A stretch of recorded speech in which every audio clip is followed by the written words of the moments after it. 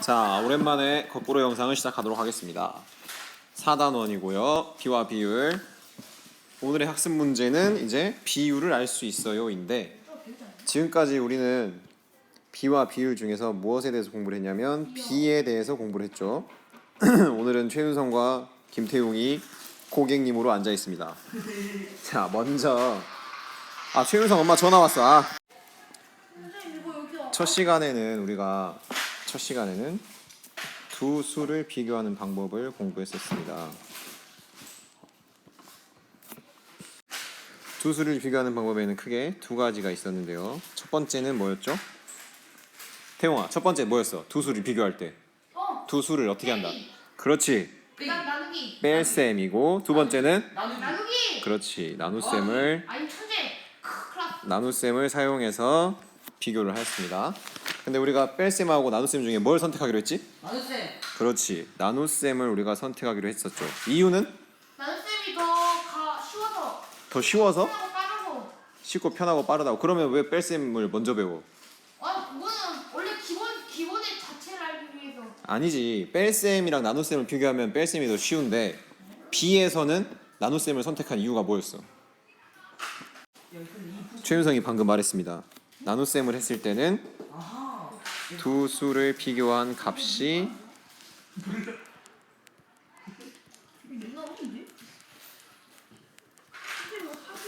같다라는 거죠. 같다. 이렇게 두 수를 비교한 값이 같았기 때문에 우리가 나눗셈을 더 많이 사용한다고 말했었습니다. 이렇게 두 수를 나눗셈으로 비교를 하는데 교과서에 이런 표현이 나왔었죠. 자, 여기 보면 두 수를 나눗셈으로 비교할 때는 기호 콜론을 사용합니다. 두 수 7과 2를 비교한다고 했을 때 7대 1이라고 쓰고 7대 1이라고 읽습니다. 7대 1은 7이 2를 기준으로 몇 배인지를 나타내는 비입니다. 몇 배야? 7이 1을 기준으로 몇 배야? 7배. 그렇지, 7배. 그거를 우리가 7대 1이라고 한다는 거지. 그래서 7대 1에는 네 가지 이름이 있었는데, 첫 번째 1에 대한 7의 비, 두 번째 7의 1에 대한 비, 세 번째 7과 1의 비, 그 다음에 마지막 네 번째가 7대 1이었습니다. 그래서 총 네 가지로 읽을 수 있다라고 했었어요. 여기까지가 우리가 지난 시간에 배운 내용입니다. B에서 우리가 알고 넘어가야 될 것은 7대 1이라는 이 B가 7이 1을 기준으로 몇 배인지를 나타낸다라는 말이죠. 그러면 이거를 숫자를 바꿔서 한번 설명해 볼게요.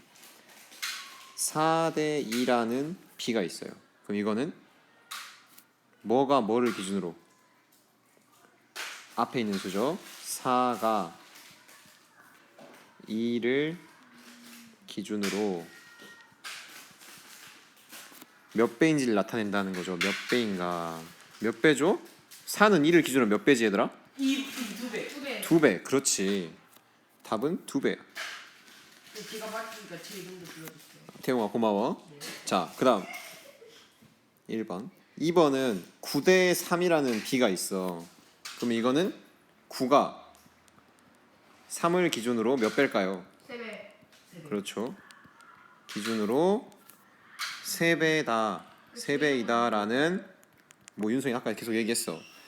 라는 3배이다라는 것을 나타내는 거지. 그래서 우리가 여기서 무엇을 알 수 있냐면 4대 2라는 이 B는 2분의 4라고 나타낼 수 있고, 이것은 약분을 해서 2가 나오니까 그래서 2배 차이가 나는구나. 한 가지 더. 9대 3이라는 B는 3분의 9라는 분수로 나타낼 수 있고, 이것을 약분해서 얘는 3이 나오기 때문에 그래서 우리가 이걸 3배다 라고 표현한다는 거. 이게 우리가 B에서 꼭 알고 넘어가야 될 부분입니다. 자, 지금 보이는 이 문제, 쌀 5컵에 물 6컵을 넣어서 밥을 지으려고 합니다. 쌀 양에 대한 물 양을 B로 나타내시오라고 되어 있는데, 우리가 지난 시간에 풀었던 문제인데 여러분들이 시간이 오래 지나서 까먹었을 것 같으니까 한번 풀어봅시다. 자, 쌀 양에 대한 물의 양이에요. 그러면 여기서는 어떤 쌀과 물 중에서 어떤 것에 기준을 두어야 할까요? 쌀 양에 대한 물의 양이기 때문에 이것은 물의 양 대 쌀의 양으로 나타내야 됩니다. 그렇죠? 그래서 물의 양은 6컵이었고 쌀의 양은 5컵이었으니까 B로 나타내면 6대 5가 된다는 거죠. 여기서 우리가 알 수 있는 것은 비교를 할 때, 두 수를 비교할 때 기준이 되는 값 그리고 비교하는 값에 따라서 위치가 달라진다는 거죠. 기준이 되는 값은 뒤에, 비교를 하는 것은 앞에다가 두어서 B를 나타내야 한다는 겁니다. 자, 그러면 지금까지 B에 대해서 복습을 했으니까 오늘 공부할 비율에 대해서 한번 공부해 봅시다. 자, 지금 상황을 한번 볼게요. 퀴즈 대회에 학생 200명이 참가를 했는데 그 중에 예선을 통과한 학생은 150명입니다. 200명의 학생 중에서 150명의 학생이 퀴즈 대회를 통과를 했어요. 여기서 우리가 지금까지 배운 B를 이용해서 이 두 수를 비교해 보면 퀴즈 대회에 참가한 학생 수에 대한 예선을 통과한 학생 수를 B로 한번 나타내 봅시다. 자, 퀴즈 대회에 참가한 학생 수에 대한 예선을 통과한 학생 수니까 어떤 수가 더 앞에 나와야 될까요? 그렇죠. 예선을 통과한 학생 수가 더 앞에 나와서 이 두 수를 비교해 보면 150 대 200이라는 이런 B로 나타낼 수 있어요. 그렇죠? 그런데 이렇게 150대 200이야. 이번에 퀴즈 대회에서 예선을 통과한 학생은 150대 200이야 라고 얘기하지 않잖아 우리가. 그치?